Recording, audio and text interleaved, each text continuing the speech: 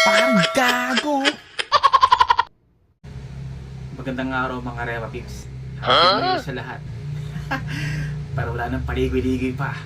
Parang gago moments, 36 to 40. Parang gago moments number 36. Well, kahit tapos yung bagong taon or Pasko, hindi pa rin nawawala itong ganitong mga classic na mga parang gago. Hindi ko naman nilalata. Okay, ba't yung ibang tao, no?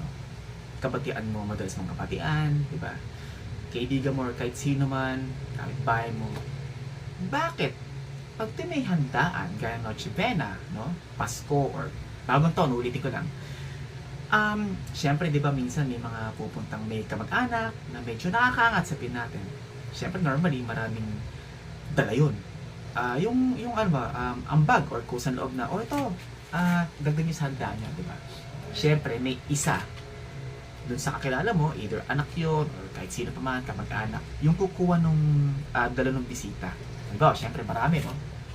Bilao, halimbawa. Yung nakita ka niya mismo, siyempre, obviously, kabatian mo nga eh.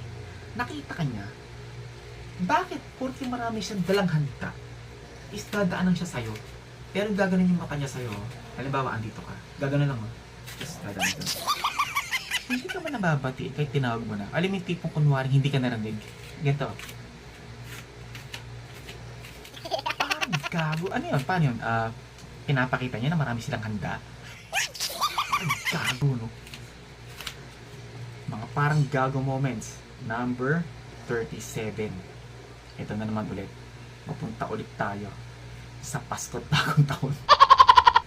Hindi ko pa nilalata. Bakit yung iba na, well, yung ibang may anak, no? Siyempre, di ba? Hindi naman maiiwasan na may mga ninong at ninang na hindi nakapagbigay ng aginaldo, no? Or kahit anong gift, di ba? Ulitin ko, hindi ko nilalata. Bakit yung ibang magulang, no? Mga pananay o mga patatay, no? Yung pag nakita yung matagal ng ninong o ninang na hindi pa nakikita or nagkausap sa phone, nagkakumustahan, oy mare, oy ganun, uy, ang laki na ng utang mo sa inaanak mo. Huh? Alam mo yun, una-una, nananahimik yung kinuha mong ninong or ninang. Kinuha mo siya that time ng binyag ng anak mo para maging ninong at ninang. Nasa malayong lugar man siya or nasa malapit. Kinuha mo na nga lang siya actually. Kahit paano naabala siya, nag-effort siya pumunta sa church, sa reception. Tapos nagkaroon pa siya ng utang. Siyempre, kahit paano naman siguro, nagbigay na siya ng binyag, no? Hindi naman ibig sabihin na tuwing Pasko is obligasyon ng mga ninong at ninang na magbigay ng aginaldo. Kung saan loob, okay lang. Pero yung dadali mo sa biro na, uy, parang laki na ng utang mo sa inaanak mo. Hello? Ginawa mo na nga siya ninong nagkautang pa sa inaanak mo. Kahit nasabi mong lambing lang yun, well, sa iba, okay lang. Diba? Pero what if yung ginino mo is merong pinagdadaanan pala? So kahit paano, bad trip yun, di ba? Parang gago. Mga parang gago moments, number 38.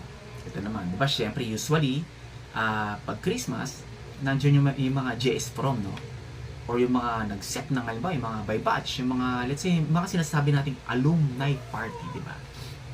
Pansinin mo, yung mga dating magkakaibigan na mga close, since matagal hindi nagkita-kita, yung, hindi ko nilalahat yung iba feeling matured. Yung dati mo, kulit na yung serious type, yung pag pumasok sa venue, ganito yung dating, ganun maglakad, parang gawin. Tapos pinapakita nila na yung, likod nila malalapad, no? Yung, gumaganto pa. Parang gago. Anong purpose nun? Para sabihin, uy, yung laki na ng katawan na ito, macho na ito, pare. Parang ba natin biro nito, baka mamaya biglang pumalag. Parang gago. Tapos, yung iba, manghihilang pala ng Yossi. Hindi lahat pero ang daming ganun, mga parang gago yung mga nagpapanggap, tapos mangingin Yossi, makikisindi ng Yossi. Mga parang gago moments number 39. Hindi ko nilalat pero sigurado ako, may mga na-encounter na kayong ganito kausap. Kausap, siyempre, di ba usually, dapat pagkausap mo isang tao, no, mapababae or mapadalaki, hanggat maaari, Although hindi maiwasan titing kasi iba-ibang lugar, di ba? Pero di ba syempre dapat most of the time, kausap mo siya, nakatingin ka sa tao. In short, eye to eye contact, no? May mga tao na pagkausap mo yung ito, ko-close up ko magkaharap kayo, no? Halimbawa, magkasing height kayo, or mas mataas siya sa'yo.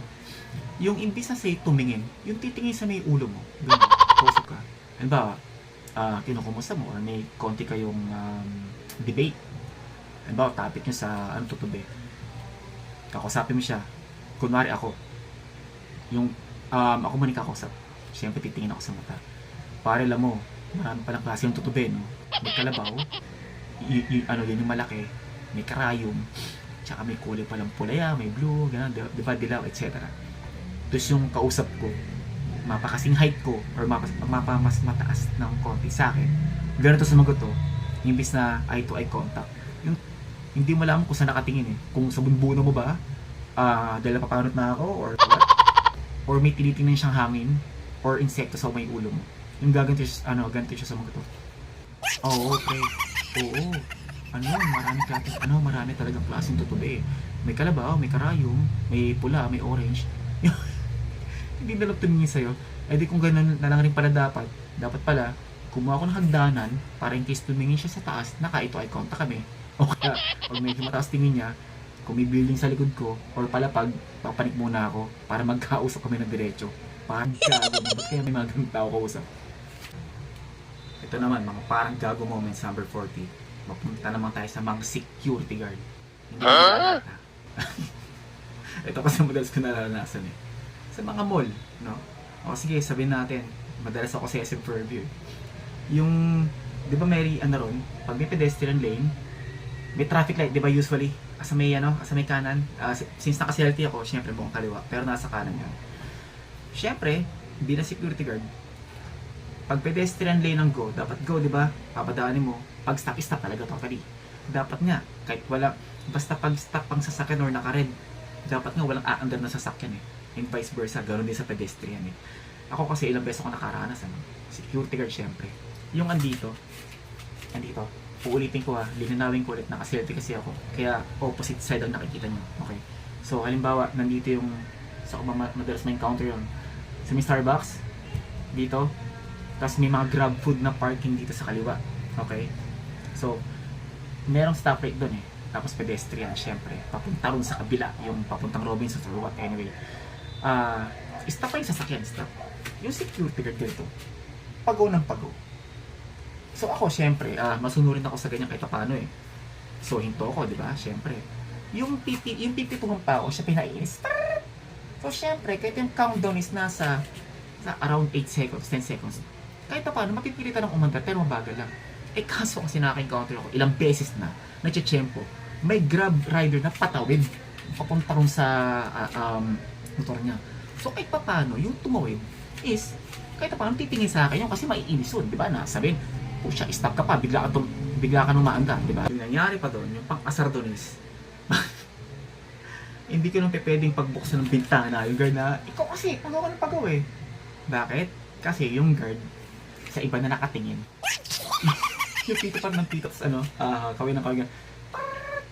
Kumbaga ako, nakatingin ako, yung guard, nakatingin na sa ibang direction, sa may bandang likod.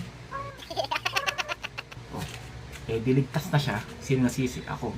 Kaya I suggest, yung mga pagaw ng pagaw, hayaan yung bumusina yung mga nasa likod. Pag stop. Unless sira yung traffic light, di ba? Ngayon, kung meron namang pedestrian lane na, or may pedestrian na mali tumuwid, yung stop sila, biglang tumuwid, businahan nyo syempre. Pero huwag naman ganun, kasi baka mamaya, bigla naman atakihin yun, or ma-stress. Businahan nyo ng friendly horn, tapos ituro nyo, stop pa. So yun lang yun sa akin mga repa, So dito lang muna ulit. Marami pa akong susunod mga repa pips. Marami pa akong mga parang gago moments. Syempre, hindi lang kagad basta-basta makapag-upload kasi may mga kailangan unahin.